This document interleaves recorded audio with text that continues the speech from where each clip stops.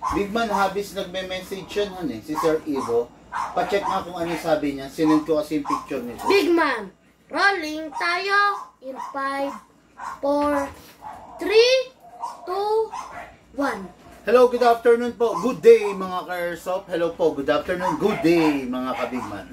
Okay, ngayon, review and unbox na naman tayo this afternoon, Monday. Today, successful journey tayo on the south. Ay, hindi, saan ba tayo nag-journey? North. Hindi. Successful journey on the north noong Sabado. Di ba? Tama ba ako? Saan ba tayo nag-journey ng north? Sabado? Oo. South yata tayo. South. South. No, kahapon, linggo. Kahapon, NCR.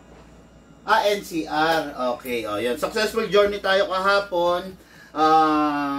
Ganun pa rin, napakaganda. Nagpunta tayo sa ating mga ka-airsoft. Request granted, sabi nga, no, binigay natin yung mga request nila. At ngayon, syempre, hindi pa man din umiinit sa kamay ng ating mga bossing, meron na tayong yung multiple repeat client natin na si Sir Ivo Rosales na taga West Fairview, Quezon City ay nag-place agad ulit ng order. Okay, yung order niya is, request niya is napakaganda nito, bihirang-bihira to. Okay, the Magnum, no? Bali, what is good and special about this? Tignan yung haba, grabe, ilang inches ba to? 1, 2, simulan natin dito. 1, 2, 3, 4, 5, 6, 7, 8. 8 inches, grabe. Pakita ko sa inyo yung itsura ng revolver na eksakto lang. Okay, no? Yan yung revolver na snub, hindi naman snub nose pero yung standard, no? Pero tignan nyo siya kung gaano kahaba. Grabe, no? Halos doble nito.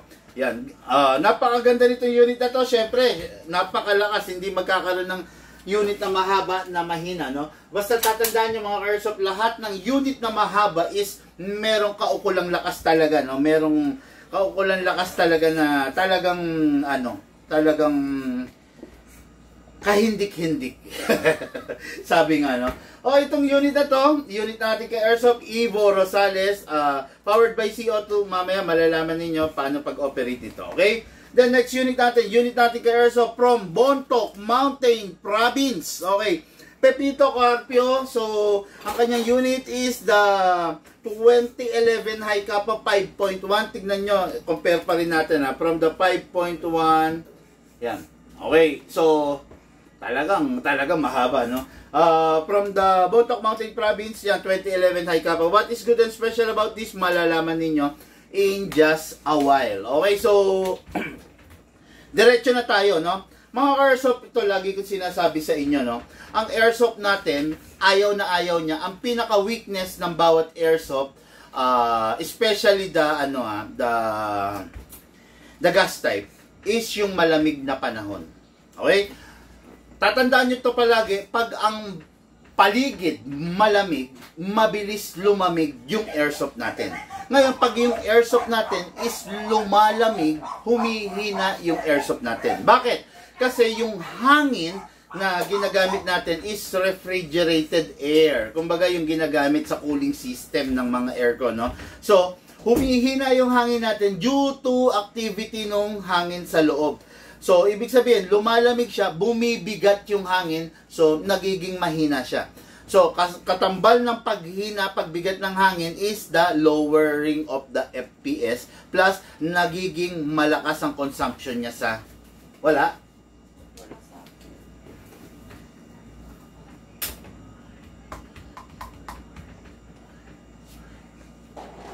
Sure mo? Kasi dito meron. Na-view ko nga eh. Ayan. 11 views na. Check mo ng maigi. Ikaw, check mo na rin sa'yo.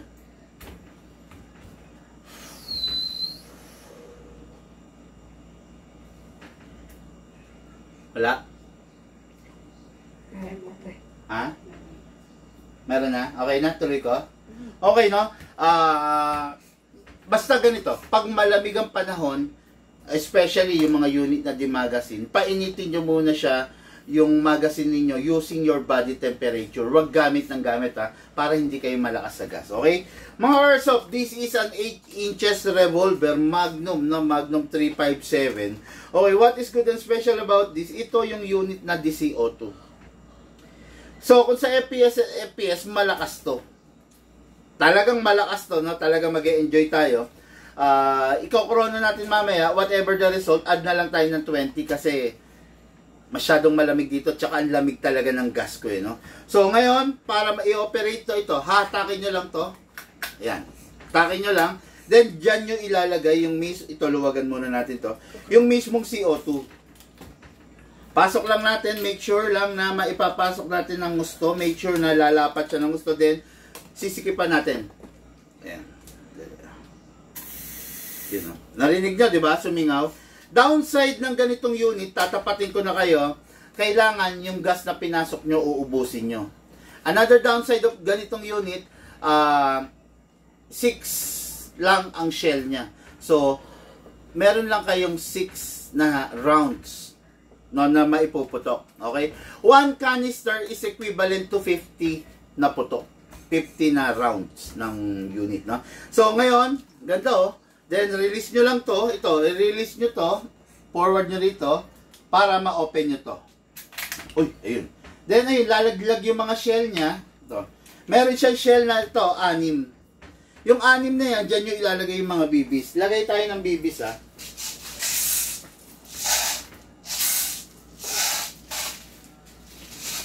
Okay, lagay natin yung bibis natin dito. Yan, 6 na piraso. 1, okay. 2, 3, 4, 5, and 6. Ayan, 6 na bibis, no? Tandaan nyo mga ka-airsoft, itong unit na to, super lakas dito kasi CO2 powered. Tapos, considering napakahaba niya, hindi mo pwedeng gamitin to as pambaril sa tao. Kasi, masakit talaga to, no? Gamitin lang natin ng tama, gamitin lang natin na maayos yung unit natin. Tapos, ilo-load na natin mga ka-airsoft, no? Meron sa'yo? Meron. Okay, ilo-load na natin. After natin ma-reload, syempre, ganun pa rin. Ayan, di bola yan, no? Umiikot, no? Okay, then, sara natin. Good to go! Tandaan nyo, itong unit na to, malakas to, ha? Malaman natin yung chrono niya ngayong i-ano natin, no? Ito yung gamit ni, Leon Guerrero. Lalito lapit. Pa. Okay, no? So, napakaganda. Lupit. Chrono tayo. Okay na? Sige. Alis ka dyan. Firing. Wala? Firing. 566. 566. Grabe. Napakalakas niya. 566. Super lakas. Malakas pa sa kahit anong rifle. Malakas pa sa mga sniper na ginagamit natin. Firing. 553. 553. Bakit bumababa? Kasi malamig yung hangin natin, no? Malamig yung paligid. Malamig din to. So, 553 plus 20 natin. 566 plus 20, 586. 553 plus 20, 5. Diba? Ganon yan, ha? Okay, firing. 529. 529. Firing. 506. Ayan. Normal sa isang gas type unit, yung mataas siya sa una din bumababa kasi lumalamig, ayan, lumalamig yung mismong parang cartridge natin. Nasaan yung temperature natin? Okay, no? Okay, makikita nyo rito, tingnan nyo, 26 degrees. 26 degrees. Ganyan kalamig dito sa shop. Tignan din natin yung lamig ng aircon natin. 18.2. 18.2. Ganyan kalamig dito. Kaya, bawat putok talaga, isa pa. 19.9. Kaya bawat putok talagang what do you call this? Bumibigay yung lamig talaga, no? Ngayon, sara na natin to. Okay, lagyan natin ng bala ulit yung mga shell na nawala. Okay, para ano, syempre, para tapos si Lucas ang magpa-fire.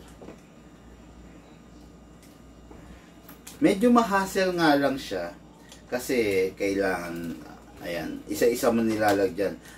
Ano, hindi obrang reload ang speed loader dito, no? Tapos lagay natin, ayan. Mga karso pa, kung naglalaro kayo outdoor, under the heat of the sun, consistent to, kaya lang bumababa, it is because aircon nga rito sa shop, no? Okay, Lucas, firing. Firing ko muna. Okay, isa-isa lang ha, pero kailangan sharp pa doon ha. Yan, sige. Firing! Yan barilin mo yung target sa taas.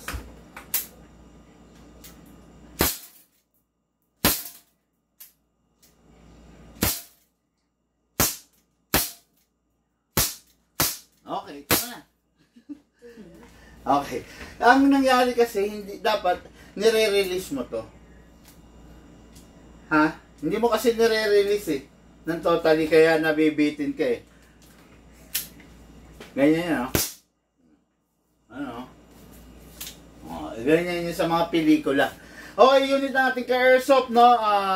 Sir Ivo Rosales of West Fairview, Quezon City. Bali ito, hindi na namin i-deliver, ipapaship na lang. Okay, shoutout po, Restituto Nabra of Pampanga and Leomar Tolentino of Bamban Tarlac. Bukas mga bossing, magkita po tayo dyan. Dadalhin ko yung request nyo na unit. Journey on the North by tomorrow. No? Taga Bulacan, Bataan, Pampanga, Nueva Ecija, Tarlac, saan ka man, sino ka man, pupuntahan kita para ma-serve yung order mo. Kaya ang gagawin mo, tawag na para madala namin yung order mo. Ma'am, sali patawagan ito.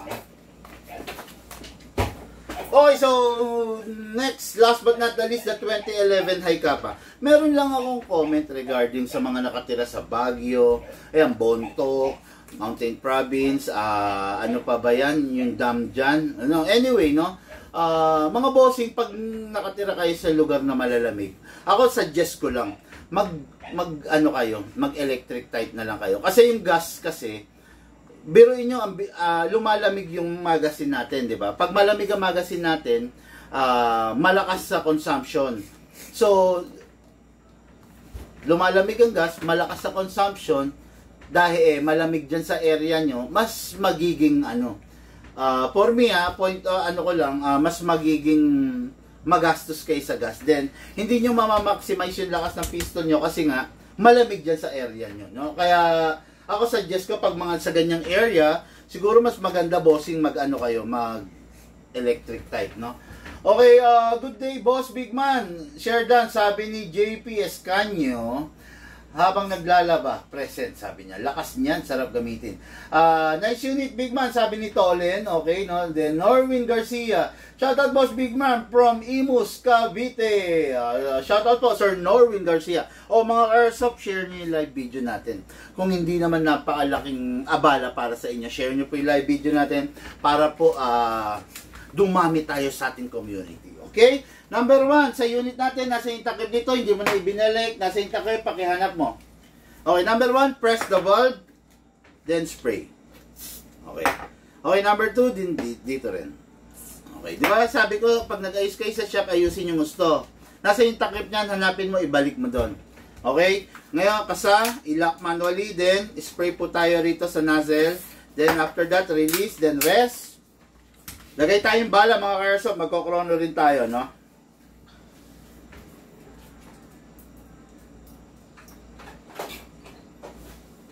Lumang mga yan, hanapin yung takip ng green gas.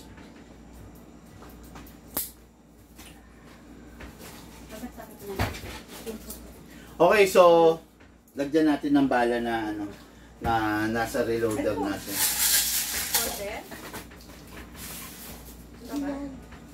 Pakita mo kasi, pakita mo. Pakita mo, ikaw ang nakakaalam eh. Ang sabi ko kasi ibalik nyo ka. Ipakita mo yung bote. Yung green gas mismo. Okay, so ngayon meron ng bala. Then, lagay tayo ng gas. Okay, ang unit natin, naka fine tuning, naka trigger job, so upgraded to. Naka ano na rin, fixed outer barrel. Upside down, then press down. Oops, sorry. 1. Bakit ganun? 1, 2. Okay, sorry. Okay, so fine tuning trigger job, fix outer barrel. Ayan, no? Naka-fix. Okay, hindi tutulad ng ibang ordinaryong unit na yan. Kung ikaw yung tipo ng tao na seryoso ka sa paglalaro ng airsoft, doon ka sa upgraded. Pero kung ikaw yung tipo ng tao na okay lang sa'yo bumabaril sa hangin, okay lang sa'yo yung unit na putyo-putyo, okay na to. No? Sa akin lang, kung ikaw seryoso ka talaga dun sa karir na pinapasok mo, walang iniwan yan, no? Kung ikaw seryoso kang mag-aral sa eskwela, bumili ka ng libro. Diba? Bumili ka ng libro, gumamit ka ng libro para dahil seryoso kang mag-aral. Pero kung ikaw hindi ka naman seryoso sa pag-aaral mo, mag-cutting class ka na lang. Diba? Ganun yan.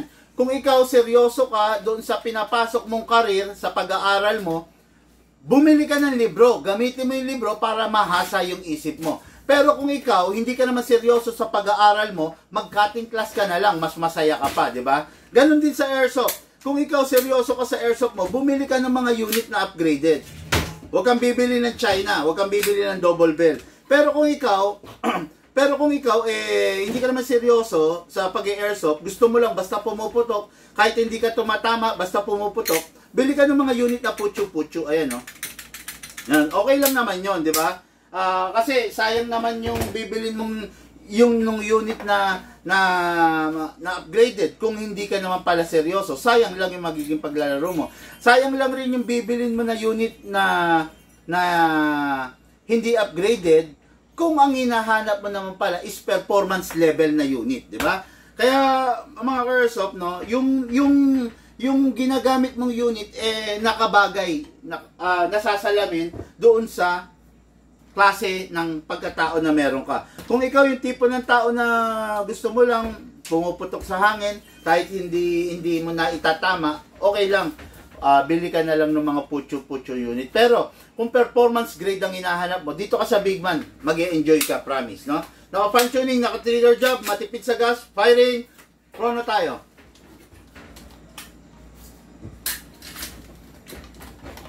Okay, chrono tayo, first fire. 422, naka-upgrade dyan, 422.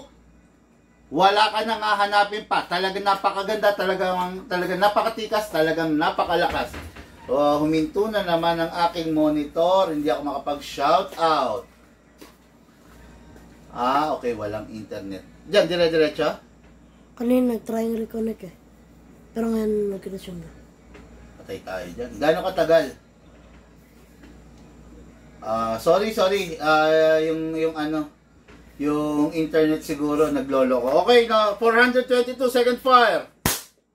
405. Grabe yan. Para sa isang pistol na 2011. Second fire, third fire. 405 pa rin. So, dire-diretso na tayo. 400 FPS. It is because upgraded fine-tuning trigger job, fixed outer barrel, at saka hammer protection pad. Firing!